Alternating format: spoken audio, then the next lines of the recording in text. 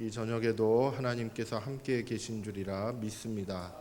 하나님께서 은혜와 복으로 채우시며 우리의 기도 소리를 들으시고 또한 기도 응답을 허락해 주실 줄이라 믿습니다.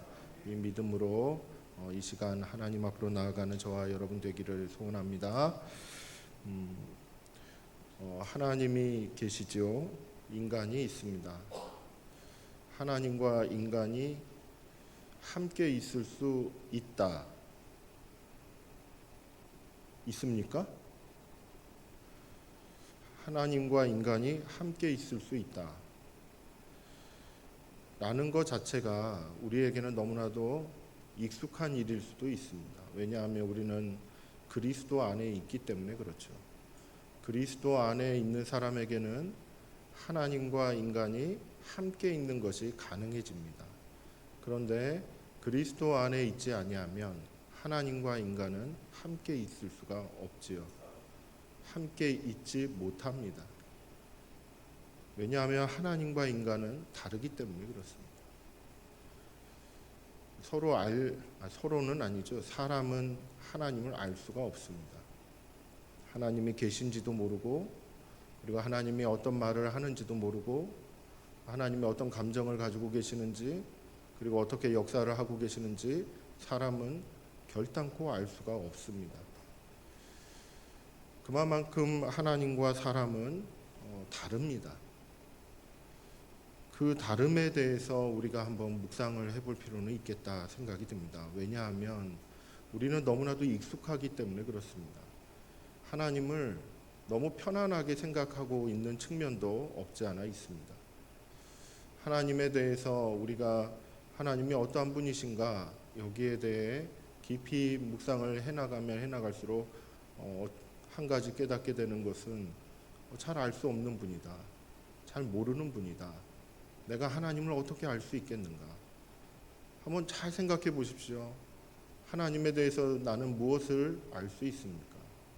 하나님에 대해서 무엇을 깨달아 알아갈 수 있습니까? 내 혼자 힘으로 나의 어떠한 추론과 묵상과 어떤 생각들 이런 것들을 통해서 과연 하나님을 안다, 알아간다 라고 이렇게 과연 말할 수 있겠는지 어렵다라는 것이죠. 불가능한 일이다 라고 말할 수 있습니다.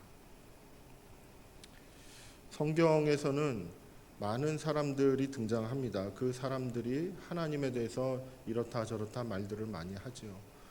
그 중에 하나님에 대해서 이렇게 저렇게 말하는 사람들 중에 하나님과 인간은 정말 다르다. 그리고 이렇게 크게 다르다. 멀리 떨어져 있다. 어떻게 보면 측량할 수 없는 그 차이가 있다. 라고 이야기하는 사람들이 많이 있습니다. 대부분이 하나님과 인간 사이에는 측량할 수 없는 큰 간격이 있다. 라고 이렇게 이야기를 하는 것이죠.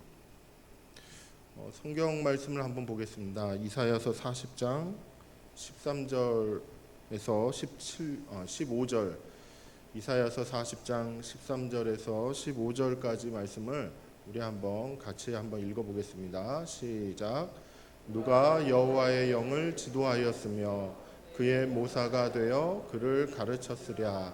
그가 누구와 더불어 의논하셨으며 누가 그를 교훈하였으며 그에게 정의의 길로 가르쳤으며 지식을 가르쳤으며 통달의 도를 보여주었느냐.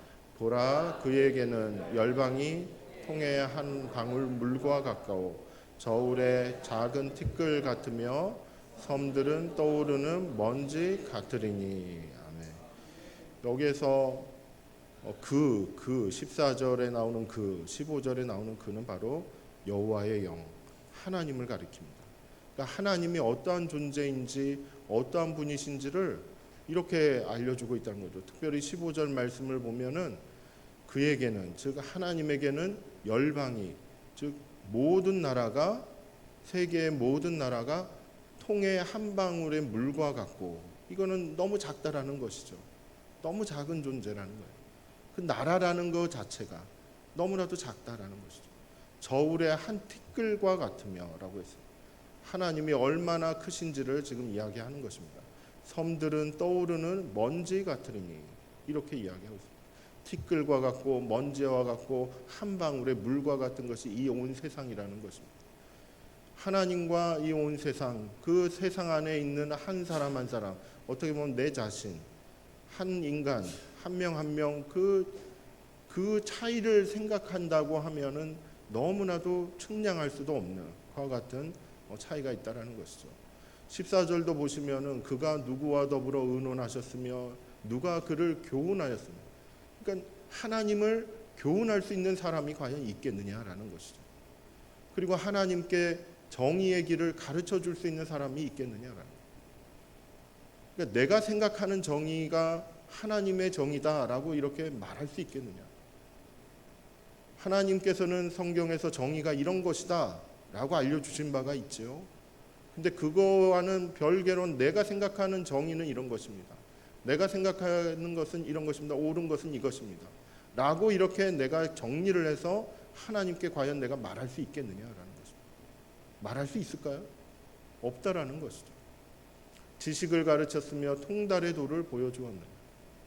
하나님이 가지고 있는 그런 지식, 그리고 하나님이 가지고 있는 그런 통찰력, 거기에 대해서 그거에 비해서 내가 가지고 있는 것들을 과연 제시하고 제안하고 말할 수 있고 그럴 자유가 나에게 있다, 그럴 권리도 나한테 있다 라고 말하면서 하나님 앞에 그렇게 얘기할 수 있겠느냐라는 것입니다. 하나님이 우리에게 자유의지를 주셨죠. 선택권도 주셨습니다. 그런데 그 선택권, 그 자유의지를 가지고 감히 하나님께, 하나님 이것이 바로 정의입니다, 이것이 바로 지식입니다, 이것이 바로 지혜입니다 라고 하나님께 과연 말할 수 있는 그만한 자격과 그만한 깊이를 가진 사람이 과연 누가 있겠느냐라는 것이죠. 그리고 13절에 보면은 누가 여호와의 영을 지도하였으며 그의 모사가 되어 그를 가르쳤으랴. 이 부분은 무슨 말일까요? 하나님께 조언을 할 수 있는 사람이 있겠느냐라는 것입니다.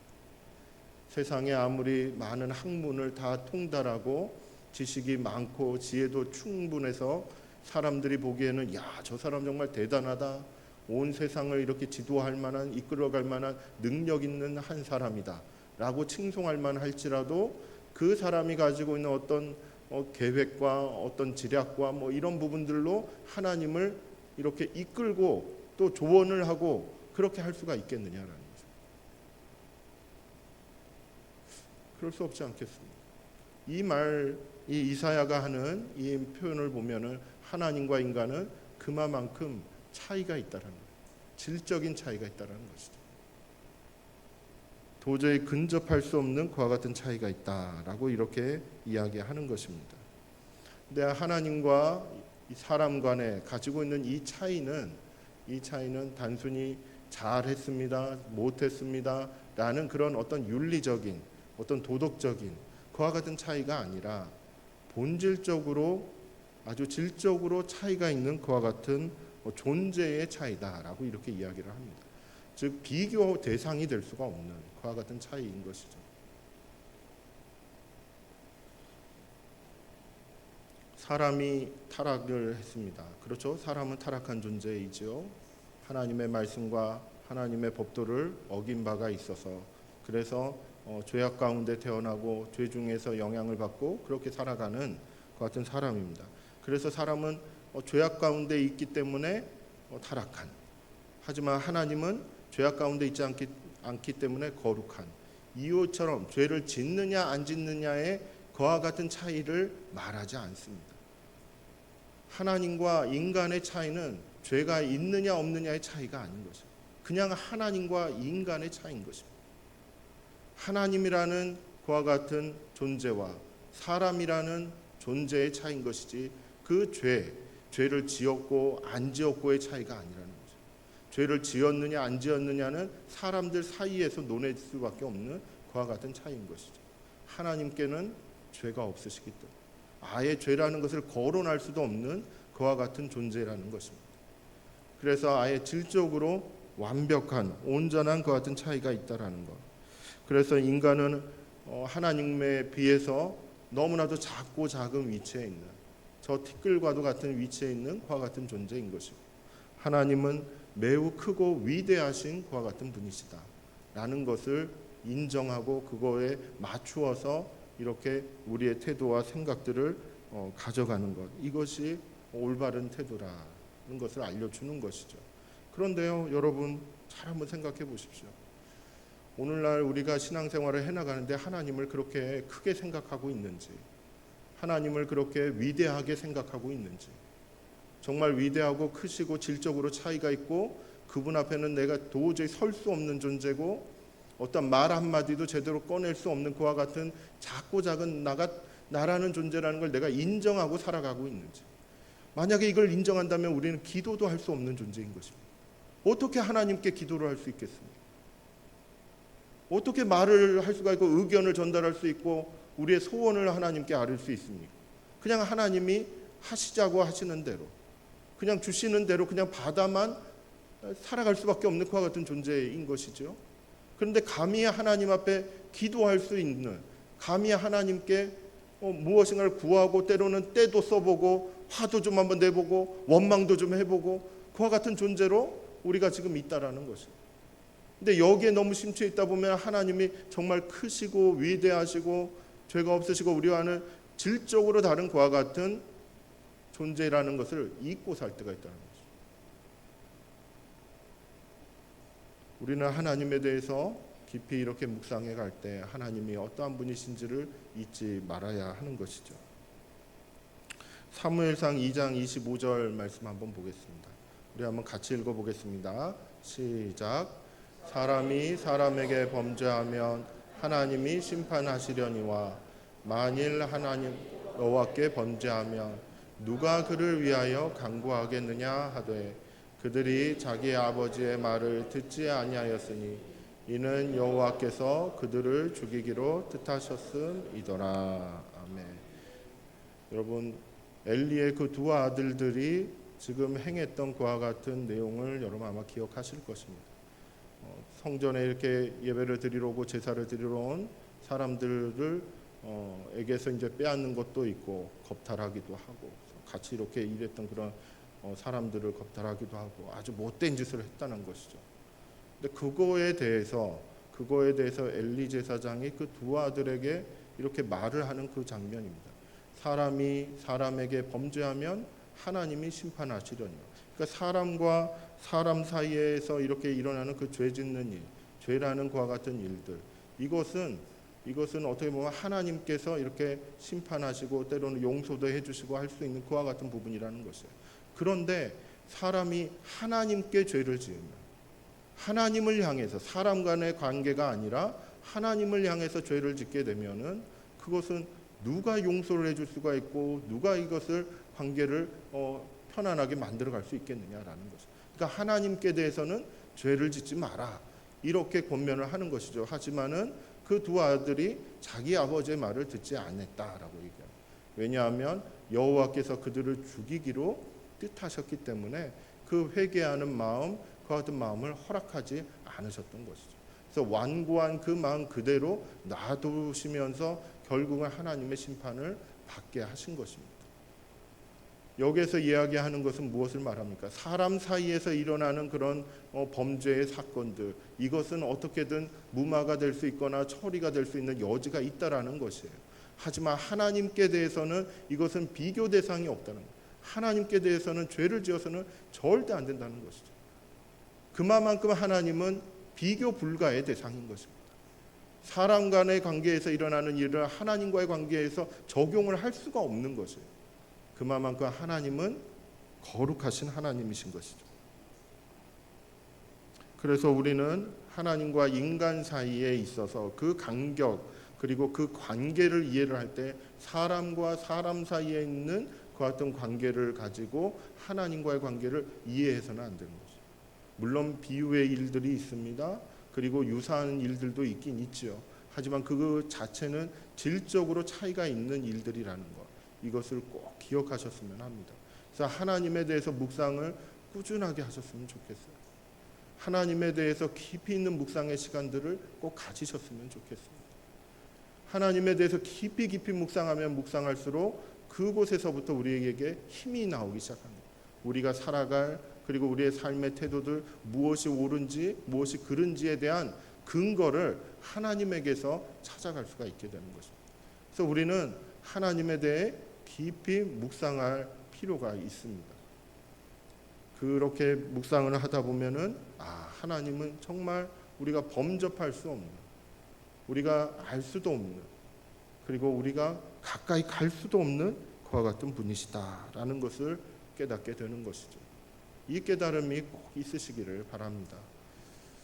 그런데 우리의 현실은, 우리의 실존은 우리가 다 같이 느끼다시피 하나님과 함께 있어요. 하나님의 영이 우리 안에 있어요.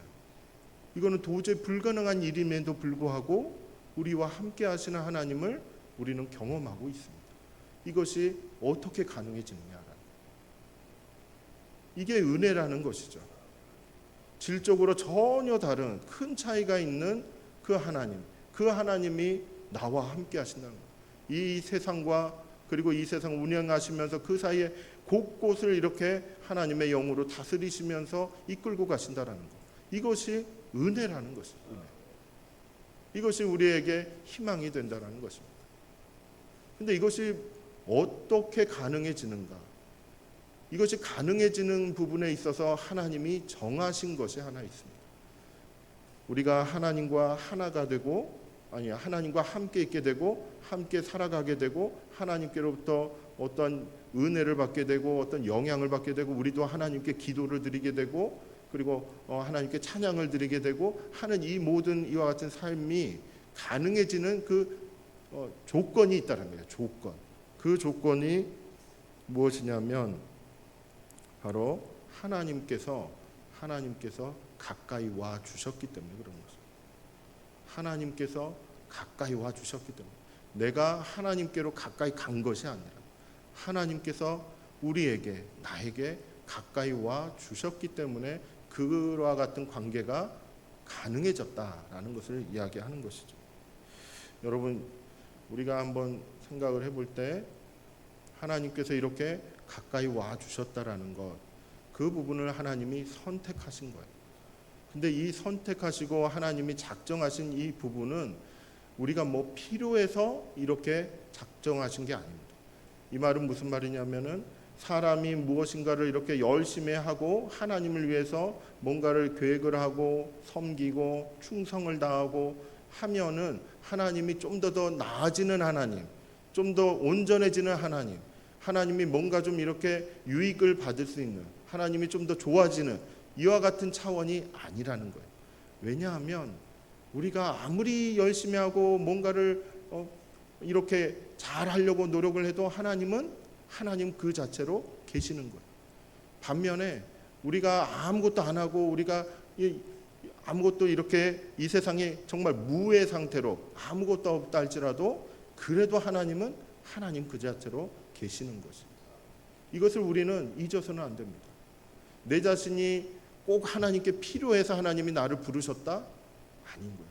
좀 어색하고 때로는 좀 어떻게 보면은 마음이 좀 싸해지는 그런 면도 없지 않아 있지만, 하나님이 나를 필요로 해서 내가 없으면 하나님도 안 될 것만 같아서 이것이 아니라는 것이, 그것을 우리는 알 필요가 있습니다. 여러분, 욥기 22장 2절에서 3절 말씀 우리 한번 읽어보겠습니다. 여러분 같이 읽어봅니다. 시작. 사람이 어찌 하나님께 유익하게 하겠느냐? 지혜로운 자도 자기에게 유익할 따름이니라. 내가 의로운들 전능자에게 무슨 기쁨이 있겠으며 내 행위가 온전한들 그에게 무슨 이익이 되겠느냐? 이것은 엘리바스가 욥에게 하는 말입니다.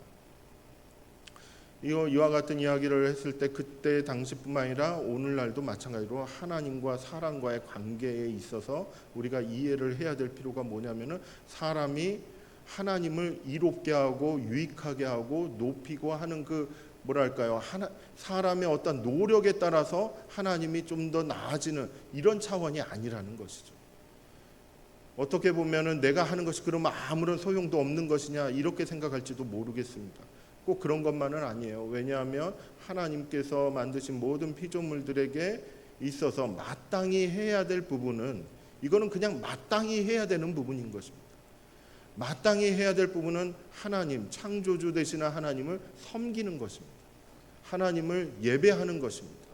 하나님을 찬양하는 것입니다. 이것은 하나님을 뭐랄까 좀 더 온전하게 하고 유익이 되게끔 하고 이렇게 하기 위한 것이 아니라 그냥 마땅히 해야 되는 것이에요. 해도 되고 안 해도 되는 것이 아니라 마땅히 해야만 하는 것이에요. 피조물로서 창조주를 섬긴다라는 것은 그것은 마땅한 일이지 않겠습니까? 자식으로서 부모를 섬긴다라는 것은 마땅한 일이지 않겠습니까? 그건 우리의 양심상 누구나가 다 이해를 하는 것이죠. 이건 하나의 비유인 것입니다. 마찬가지로 피조물인 우리가 하나님을 섬기고 예배한다는 것은 마땅한 것입니다. 근데 그것을 안 한다고 해서 부모가 안 되는 게 아니잖아요. 부모는 부모 그대로 있는 것입니다. 마찬가지로 하나님도 우리가 그걸 섬기지 않는다고 해서 하나님이 좀 부족한 그런 하나의 신이 되거나 그런 것이 결코 아니라는 것입니다. 하나님은 하나님 그대로 계시는 것입니다. 그렇기 때문에 우리는 우리 입장에서 피조물 된 우리의 입장에서 마땅히 할 바들을 하는 것뿐인 것입니다. 내가 이것을 했기 때문에 이걸 좀 주십시오. 이렇게 거래를 할 수도 없는 것이에요. 하나님이 싫다, 거래하지 않겠다 그러면 우리는 할 말이 없는 존재들인 것입니다. 근데 때로는 우리는 이런 적이 있지 않습니까? 제가 이만큼 할 테니, 이만큼 드릴 테니 하나님 요것 좀 어떻게 좀 해주시면 안 될까요? 저것 좀 어쩌면 안 될까요? 이런 마음을 품을 때가 있다라는 것이에요. 이것은 하나님께 대해서 건강한 마음이 아닌 것이죠. 마땅히 우리는 찬양하는 것이고 마땅히 그의 말씀을 듣는 것이고 마땅히 그의 말씀에 따라 순종하는 것입니다. 이것이 우리의 본분인 것입니다. 그리고 이렇게 살아가면서 하나님을 찬양하고 감사하는 것을 통해 하나님이 온전해지는 것이 아니라 하나님이 그저 기뻐하시는 것입니다. 그저 만족해 하시는 것입니다. 그리고 우리를 기뻐하시며 그리고 더 큰 사랑의, 더 깊은 사랑의 관계로 나아가고자 하시는 그와 같은 발걸음이 있다라는 것을 여러분 꼭 기억하시기를 바랍니다.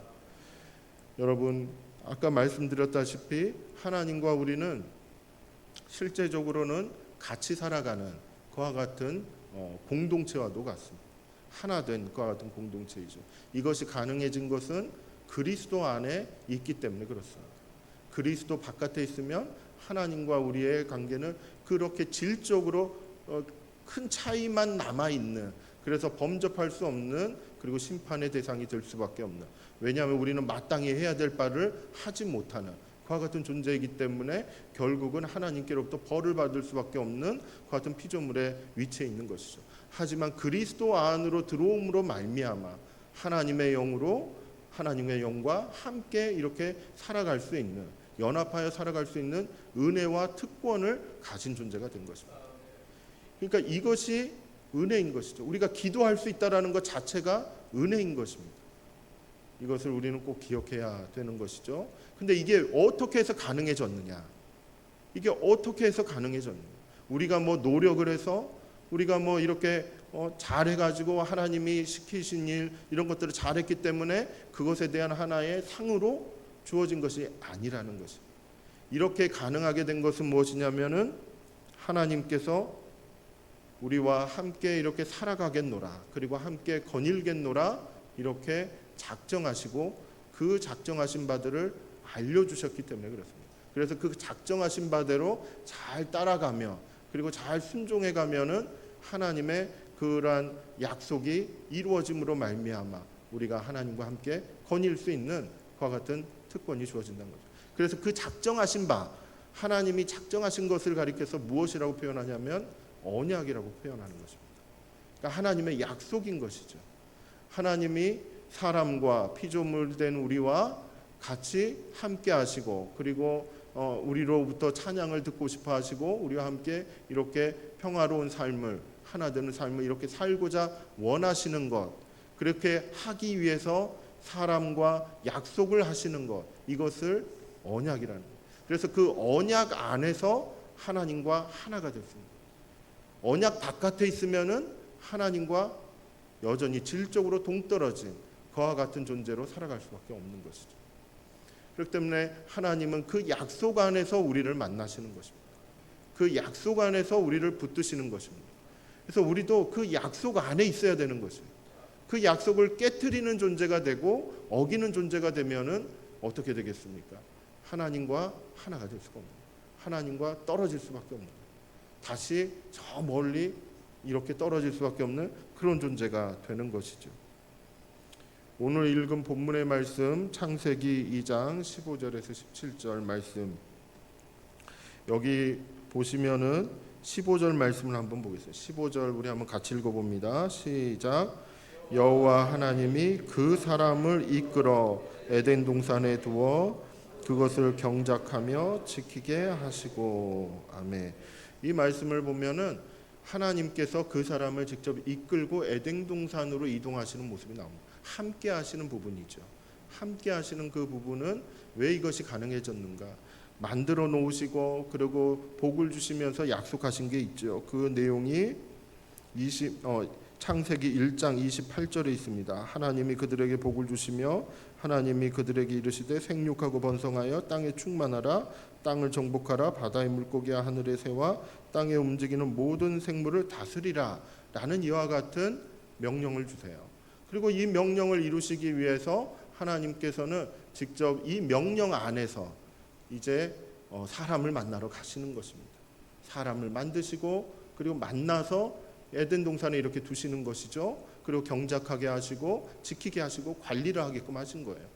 그러면서 하나님이 약속을 주시는 겁니다. 어떤 약속을 하나 하시냐면은 그 내용이 16절과 17절인 것이에요. 우리 16절과 17절을 우리 한번 같이 읽어봅니다. 시작. 여호와 하나님이 그 사람에게 명하여 이르시되 동산 각종 나무의 열매는 내가 임의로 먹되 선악을 알게 하는 나무의 열매는 먹지 말라. 내가 먹는 날에는 반드시 죽으리라. 자, 이 약속을 하시기 위해서 에덴 동산을 이끌어 가시고 경작하게 하시고 관리하게끔 하시면서 이제 이 약속을 하나 세우시는 거예요. 그러니까 이 약속을 잘 지키면은 아담은 하나님과 생명의 삶을 누리게 되는 것입니다. 근데 이 약속, 이 하나의 이 약속을 우리가 알다시피 아담은 어기고 말았습니다. 어기고 말았어요. 많은 것도 아니고 딱 하나의 약속, 그 한 가지 약속을 어기고 말았어요. 그러니까 결국 무엇으로 됩니까? 사망으로 가게 되는 것이에요. 죽음이 들어오게 되는 것이에요. 죄가 이제는 그 사람의 삶에 영향을 끼치게 되는 것이에요. 그렇기 때문에 여러분, 이 약속 안에 있는 자가 하나님과 함께 생명의 삶을 누리게 되는 것입니다. 이 언약에 대해서 학자들은 무엇을 말하냐면 행위 언약이다라고 얘기합니다. 행위 언약. 왜냐하면은 행하면은 그 행할 때에 주어지는 약속의 그 혜택, 그것을 받게 되기 때문에 이 행위를 잘 가져가야 된다라는 것을 의미하는 것이죠. 그래서 이 아담이 하나님과 맨 처음에 이렇게 맺었던 이 언약은 행위 언약으로서 이 말씀, 이 언약을 잘 지켰을 때는 죽지 않고 이렇게 살게 될 것이라는 그와 같은 약속을 받게 되는 것이죠. 여러분, 로마서 10장 5절 말씀을 우리 한번 마지막으로 한번 좀 보겠습니다. 10장 5절 말씀 우리 한번 같이 읽습니다. 시작. 모세가 기록하되 율법으로 말미암는 의를 행하는 사람은 그 의로 살리라 하였거니와. 아멘. 그래서 하나님께서 사람과 이렇게 맺으시는 첫 번째 언약, 첫 번째 그런 언약은 바로 행위로 말미암아, 즉 율법으로 말미암는 의, 율법을 잘 지키는 그 행함으로 말미암는 의를 잘 지키는 자가 하나님과 함께 살아갈 수가 있다라는 이것을 하나님은 약속하신 것이죠. 그런데 이 약속에 대한 이야기가 이제 다음 주에는 또 다른 하나님이 약속하신 게 단순히 행위 언약만 하신 것이 아니라 나중에는 은혜 언약으로 이렇게 넘어갑니다. 그러니까 행위로 말미암는 그와 같은 의를 얻게 하시는 그와 같은 언약에서 그치는 것이 아니라 이것을 잘 지키지 못했기 때문에 결국에는 은혜 언약으로 이렇게 넘어가는 그와 같은 것을 알려주시는 것이죠. 그래서 우리는 이와 같은 흐름 가운데서 꼭 기억해야 될 부분 중에 하나는 하나님과 사람은 원래 대화조차도 나눌 수 없는 그런 존재였다라는 거죠. 그런 질적인 차이가 있었다는 거죠. 하나님의 뜻을 깨달아 알 수도 없는, 하나님을 볼 수도 없는, 그리고 하나님과는 어떻게 보면 전혀 느낄 수도 없는 그와 같은 아주 작고 작은 티끌과도 같은 존재가 바로 나였다라는 것, 그것을 꼭 기억하시길 바랍니다. 반면에 하나님은 크고 위대하신 분이신 것이죠. 온 세상을 창조하신 거룩하신 하나님이신 것이죠. 위대하신 하나님에 대해서 여러분, 우리와 하나님과의 그런 질적인 차이를 한번 깊이 묵상하시면서 느껴보셨으면 좋겠습니다. 그리고 그 질적인 차이를 극복하고 그것을 뛰어넘어서 우리에게 가까이 다가오시는 그 언약 가운데, 그 약속하신 그 언약 가운데서 우리에게 다가오시는 그 하나님을 묵상해 보시기를 바랍니다. 하나님은 그 길을 우리에게 허락하심으로 말미암아 우리를 이 땅에서 티끌과도 같은 존재로만 그렇게 살다가 흩어지는, 사라지는 존재가 아니라 하나님의 자녀로, 하나님의 백성으로 영원한 삶, 그 생명의 삶으로 나아갈 수 있는 길을 열어주신 것입니다. 그래서 그 은혜를 꼭 깊이 마음속에 간직하는 저와 여러분이 되기를 바랍니다. 하나님의 그 언약의 은혜 안에서 하나님과 늘 함께 동행해 나아가는 저와 여러분이 되기를 예수님의 이름으로 축복합니다. 함께 우리 찬양 부르며 기도의 자리로 나아가겠습니다.